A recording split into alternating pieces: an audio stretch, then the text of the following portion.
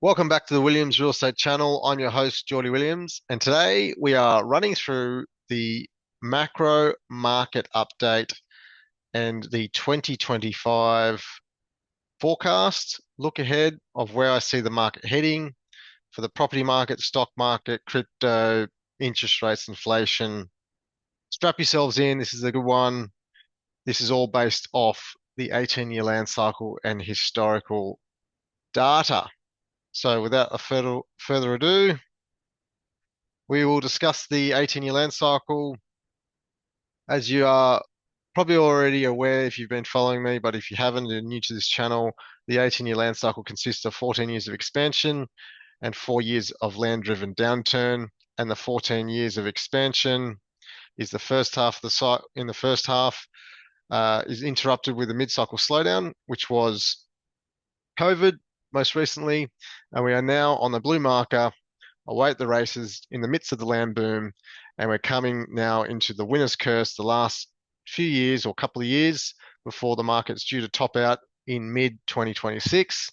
And come 2027, it will become well evident that the global economies have entered the next land-driven downturn, also known as a global financial crisis, and the markets will be then heading through that period of time. So right now, as we see, 2025 is a similar point to the cycle of 2005.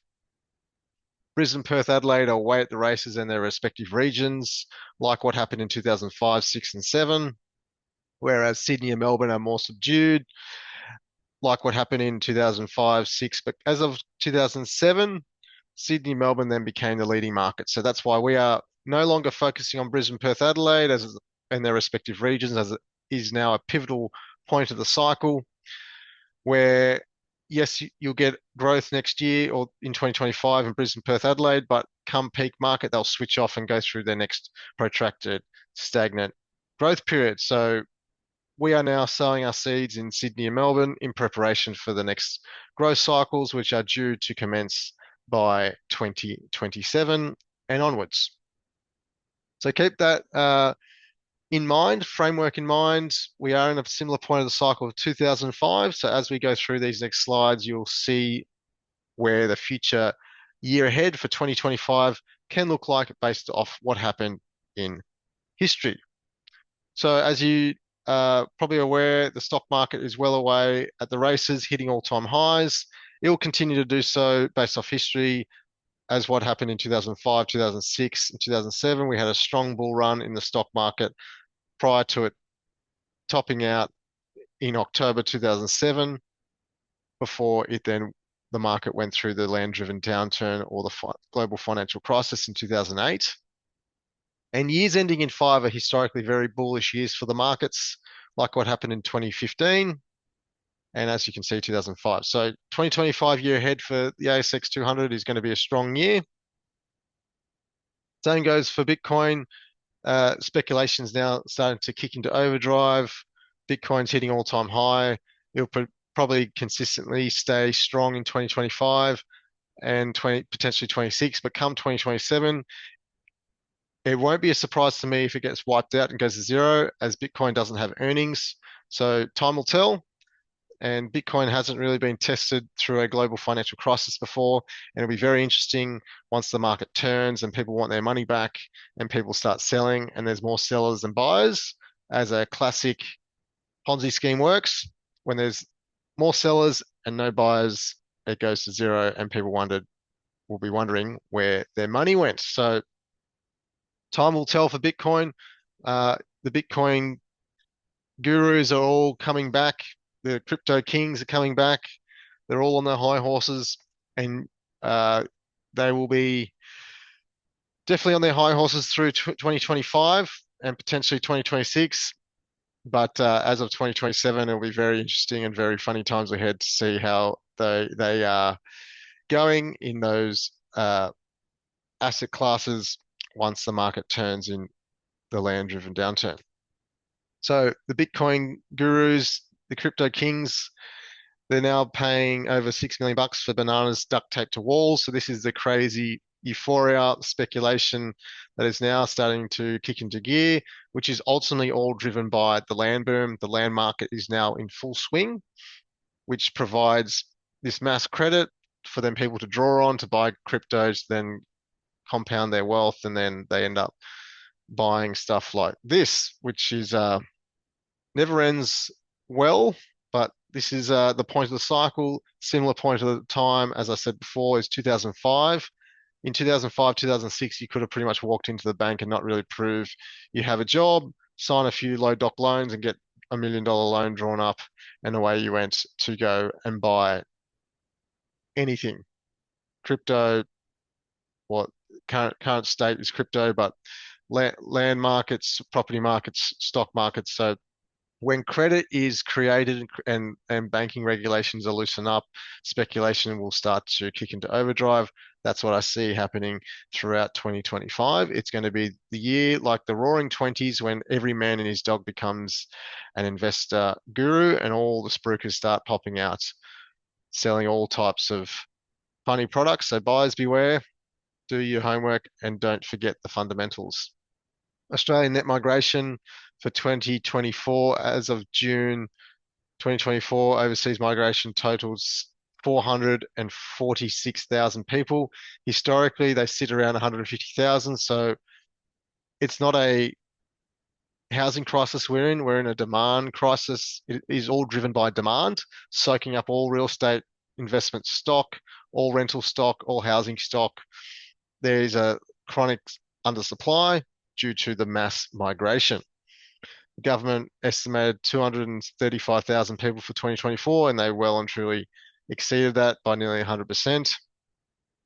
And in 2022 and 2023, we had roughly 350,000 per year, and historically it sits around that 150,000. So mass migration off the charts, and it is putting massive strain on our housing sector, property markets, and the infrastructure, roads, traffic is getting clogged up, plus also schools. You have to sign up kids on once they're born to get into schools, especially private schools. I've got two children, can't even get the second child into daycare because the waiting list is too long. So when there's mass migration, it soaks up all resources in terms of housing, stock, and uh,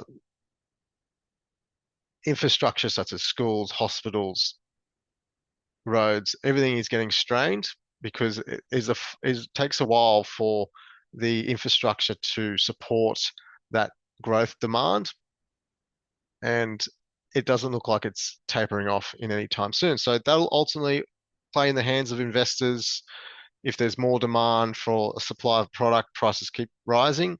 So this is good for property investors, but obviously hard for a lot of middle and lower class people who just need a roof above their heads. So what is Albo planning to do? He's planning to create a new help to buy scheme. What a great idea, Albo, when the markets are already pumped, give people more money. This will only filter down to the benefit of property prices. Property prices are going to be hitting all-time new levels when you provide over 40,000 people or households to purchase a property.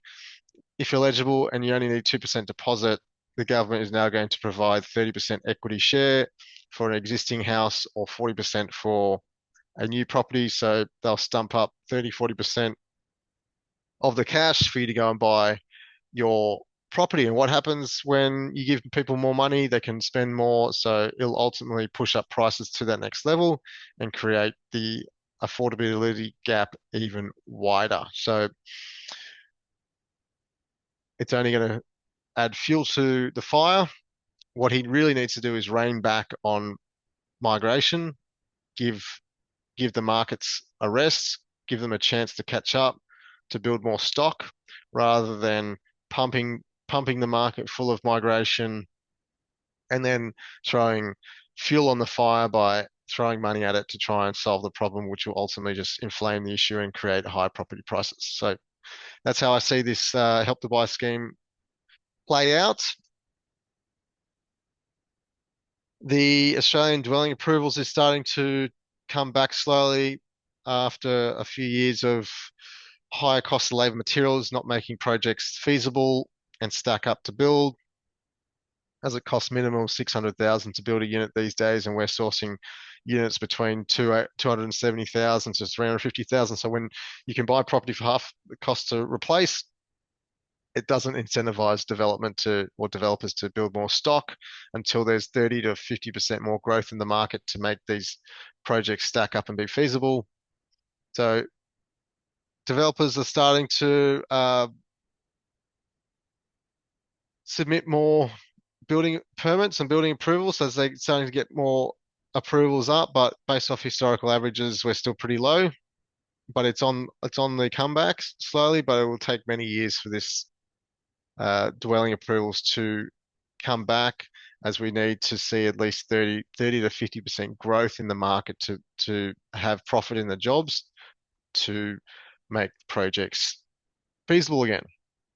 The Reserve Bank of Australia held the cash rate at 4.35% as of December, and I don't see the RBA dropping rates in 2025, and not probably until mid to late 2026, as their commentary states that inflation is still higher than they would like. The trim mean inflation is at 3.5%, and they want to see it consistently held within the band at 2.5% for at least 6 months, and it's not even scraping in yet. And as you can see, based off history, we're in a similar point of the cycle of 2005, and where we are, what happened at 2005, inflation was higher and interest rates continued to keep going up until the peak of the market in 2007 prior to the GFC, and then they dropped the cash rate very quickly as they panic. So the RBA is they are reactive, unfortunately. They don't look at 20, 30 years of sales data. They don't look at the land market, as land was written out of the economics education system back in the 1800s, and they only have land and capital. However, it's land, labor, and capital that goes into the economy, and the universities only include labor and capital in in economics degrees. So they're only getting 2/3 of the picture, is what I'm trying to say. So, and when they're only getting 2/3 of the picture, and they're only looking at the last 2 or 3 years of data, or 2 or 3 months of data to decide on whether interest rates will go up or down, it creates situations like we saw during COVID, where they had interest rates too low for too long, printed a lot of money, set off inflation, set off the markets, and now they're trying to rein it in by raising rates the fastest in history, and then still haven't reined in inflation. And what will probably happen is they'll keep it where it's at in the hope that it comes down. But by the looks of things in the States, which I'll show in the future slides, inflation is starting to go the other way. And I wouldn't be surprised if they start notching it up a couple more times over 2025 and in 2026, just like what they did between 2005 to 7, and not drop the cash rate low until we enter the next land-driven downturn in 2027. So having seen how their actions were over the last couple of years, I see them doing the same, having rates too high for too long, and then only dropping them once the market is well evident that we're entered the downturn, and then they'll panic and drop the cash rate back to zero before you know it, and print a lot of money and set off the next boom in the first half of the next cycle. So as I said, the trim mean inflation is at 3.5%, and they want to see it at 2.5% and consistently held at 2.5% for 6 months. And Michelle Bullock, the Reserve Bank governor, is saying that they don't expect the trim mean inflation to return to the midpoint until 2026. So that can give you a leading indicator that there's no way they're dropping the cash rate in 25, and probably not until mid-late 2026. Another thing that doesn't give me confidence that the cash rate's going down in 2025 is Michelle Bullock made commentary around they need to see the unemployment rate stay within 4%. And if it tightens, being if the unemployment rate reduces, then that would not be a good sign for inflation, and that would then not be a good sign for dropping the cash rate. So yes, people have more jobs as the unemployment rate in November dropped to 3.9%, but that is not a good indicator for inflation or the cash rate. As the economy is stronger, then it will be more inflationary, and then the cash rate will continue to keep elevated until the unemployment rate has a significant rise by at least 2 or 3%, I'd say, until we can expect the cash rate to be dropped low again. Now, we like to keep an eye on the States, as the US is a leading economy based off the 18-year land cycle, and their economy will ultimately impact the way Australia performs. So if we look at history based off the last land booms, there was always a Republican US president in the last three land booms. Ronald Reagan between 1981 to 1989, similar point in the cycle at 1985 at 1986. We then had George W. Bush from 2005, 6, and 7 in the prior land boom, and now we have Donald J. Trump to be sworn in on the 20th of January, 2025, and he'll be leading the free world for the next 4 years. And like good old Republicans like to do, they like to wind back banking regulations, they like to drop interest rates, they like to cut taxes, ultimately to stimulate the economy, and are very capitalist in terms of their policy making. So if we just look at a key few policies that have been discussed over the last couple of months, cutting taxes will ultimately filter down to the benefit of land price, cutting interest rates. Here's a developer, invested interest in property. He wants lower interest rates because ultimately it'll make his projects cash flow better, his property's cash flow better. When holding debt, you want lower interest rates. So he's got vested interest to drop the interest rate. He's going to wind back regulation, including banking regulations, to put the onus on the borrower from the borrower to put the onus on the borrower rather than on the lender, being the banks. So even though the banks may not think that the borrowers can afford the debt, it will be up to the borrower to make the decision whether or not they can service that debt. So that ultimately encourages more investment, more borrowing, which will ultimately filter into the markets, seeing the stock market and property markets hit the next level over the coming years. Drill oil to supply oil around the world to make the US energy dominant will also put dampening pressure on inflation by reducing oil price. You can imagine if we get $1.20, $1.30 fuel prices again once the US starts flooding the market with crude oil. And that will ultimately filter into lowering inflation for transport. So transporting truck transport, aeroplane transport, all filters down to reducing cost of goods, including food and products. They'll ultimately, drilling oil will reduce inflation, ideally enough so then he will be allowed to or be able to get the Federal Reserve to drop the Fed funds rate to maintain lower interest rates, and he'll be applying tariffs to other countries around the world to raise funds to pay down debt to stabilize the US federal debt levels. And as you can see, the US is already pricing in gains in their economy. As you can see, the stock market, the Dow Jones is already hitting all-time highs, just like the solid run we saw in 2015 and also in 2005. So I believe the stock markets are in for a booming year ahead for 2025. And the US Fed has started dropping the cash rate by a quarter of a cent down to 4.5% and forecast to cut the cash rate to 3.8% by the end of 2025 and to 3.4% by the end of 2026.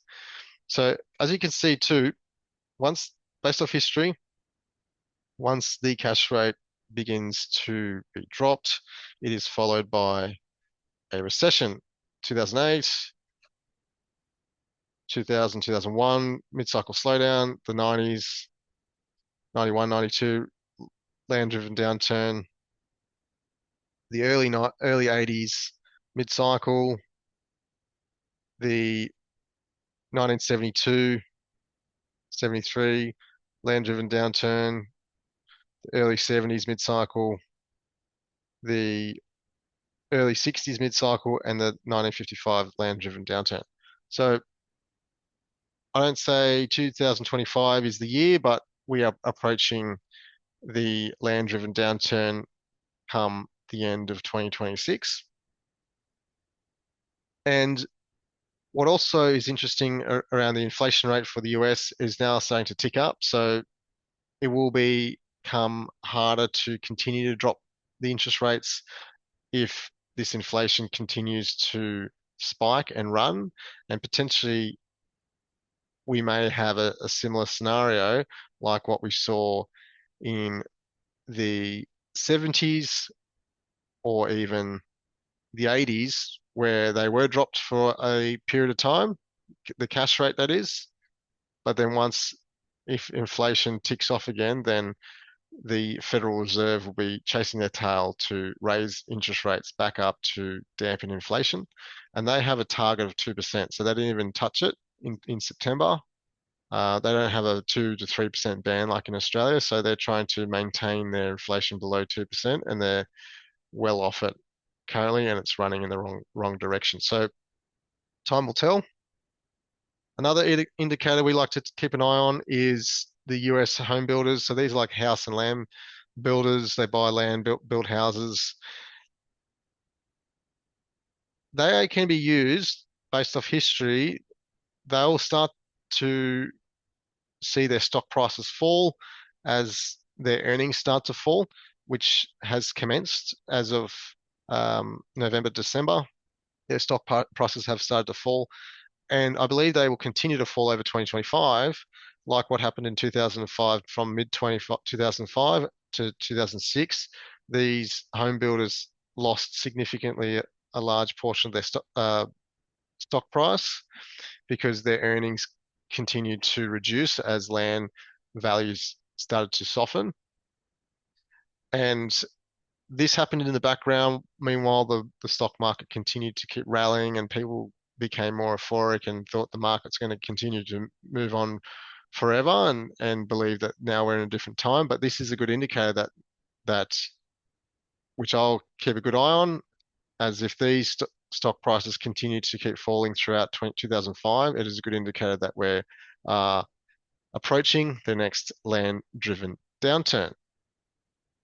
As always, this is by no means financial advice, as I am not a financial advisor. This is just my train of thoughts of what I see and how I see the market playing out over 2025.